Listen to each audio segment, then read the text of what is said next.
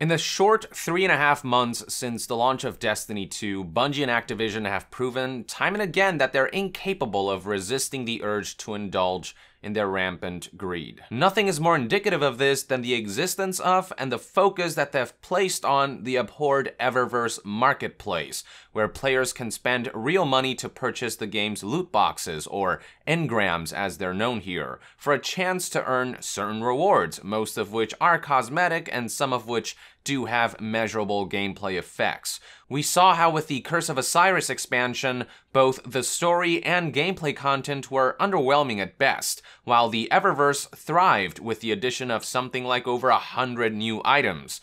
The Dawning event, which was meant to be a time of festivity, celebration, and gift-giving, turned out to be a platform for Bungie to feed the Eververse even further with an additional 59 new items, which can only be obtained within the event's 3-week-long time limit before they're gone forever. Now, this is all just surface-level stuff, and it already looks bad enough, but it has recently come to my attention that diving into the mathematics involving the game's different currencies, the cost of loot boxes, and the chances of obtaining desired rewards reveals a much deeper rot.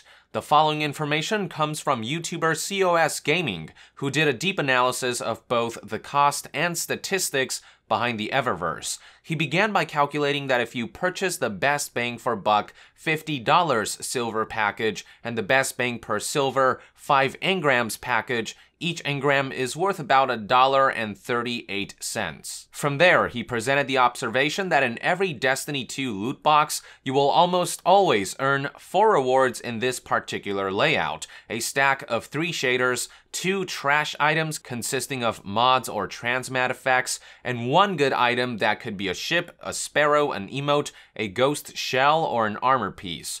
On rare occasions, that good item could be a reward of 250, 500, or 1000 bright dust. Bright dust being the currency used to make individual purchases from a rotating pool of Eververse items without all of the RNG crap.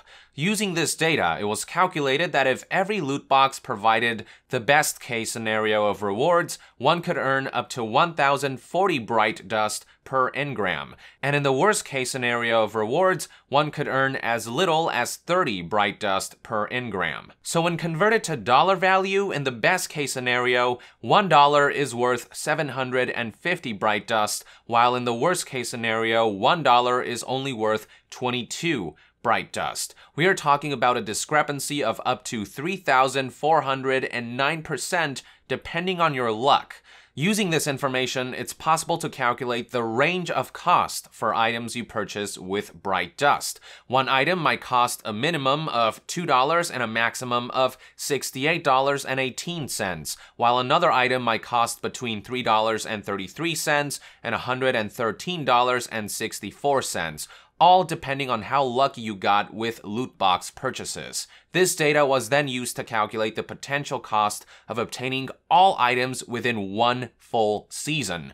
In case you don't know, Destiny 2 is a game that will span across 4 seasons per year, and each time a new season arrives, the Eververse's pool of items that you can earn in engrams are reshuffled. Hence why bright engrams have now been renamed to illuminated engrams when Season 2 kicked in back in December 5th, 2017 with the release of Curse of Osiris. Yup, the game has different loot boxes for different seasons, and if you don't get certain desired items by season's end, they might be gone forever, but that's a conversation for another day.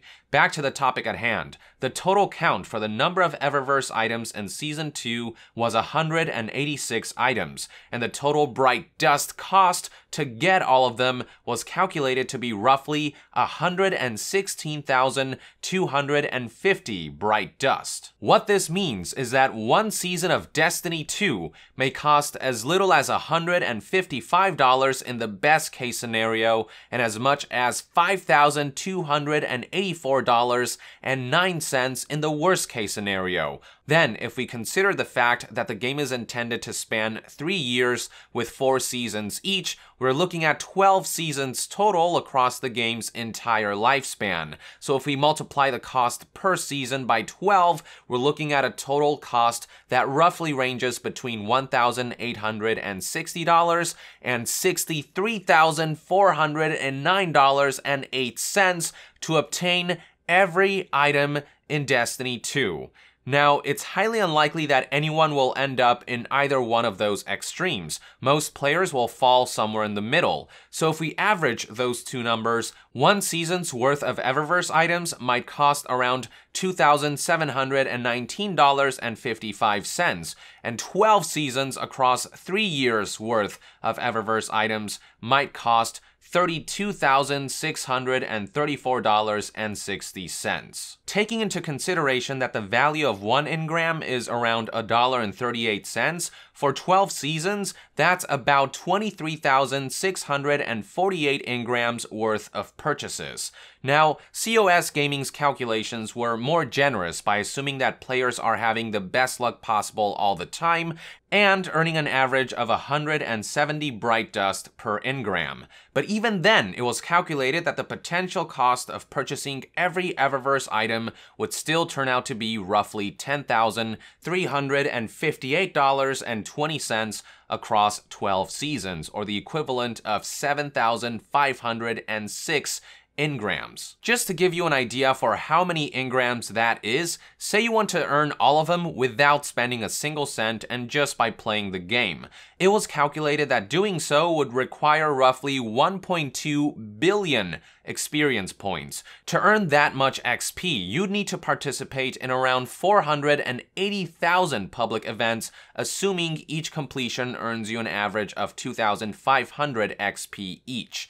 Also, assuming that it takes an average of 5 minutes per public event, doing 480,000 of them would take 2,400,000 minutes, or approximately 4.57 years worth of gameplay time. So even with the most generous of calculations, you would have to play Destiny 2 for 4.57 years straight to earn everything, which is way beyond Destiny 2's 3-year life cycle. In other words, it is impossible to earn everything in the game without purchasing a ton of engrams with real money. Now, some may argue that it's all mostly cosmetics, but that's an invalid excuse when we're talking about a game in which looking good in front of others is such a pivotal part of the experience. This is a game that encourages people to show themselves off to others, and when some of the most lucrative elements of that is locked behind what is essentially a paywall, it tarnishes the integrity of the game as a whole.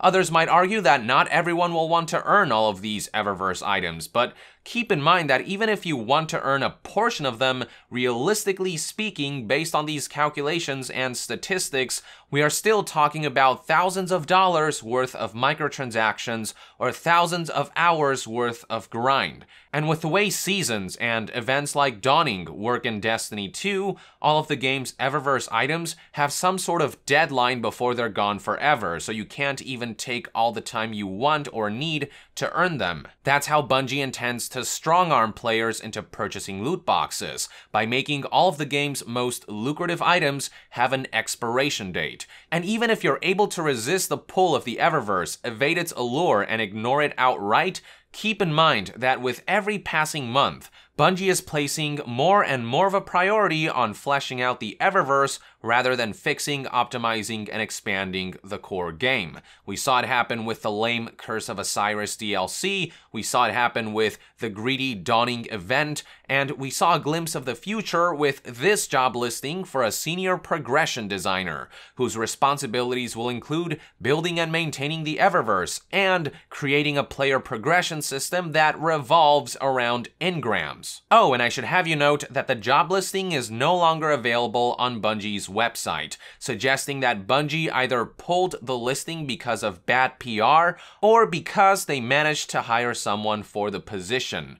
So even if you've been able to ignore the Eververse thus far, even if the Eververse isn't affecting your gameplay experience right now, know that it will start affecting you eventually. As Bungie's focus continues to shift towards the Eververse, the loathsome marketplace will become harder and harder to ignore, try as the player base may. More and more of the game's most lucrative items will become exclusive to the Eververse, and those who don't shell out extra cash will be left behind with the scraps. There are already signs of this transition taking place, which is why it is so important that no matter what kind of player you are, you don't give Bungie and Activision an inch, because if you do, they will take a mile, as they've done time and again. More and more people are beginning to recognize this, which is why the Destiny community has taken to the official Bungie forums to instigate a mass protest with one simple request: remove Eververse. Destiny 2 has a lot of issues, but the Eververse in particular has festered into a tumor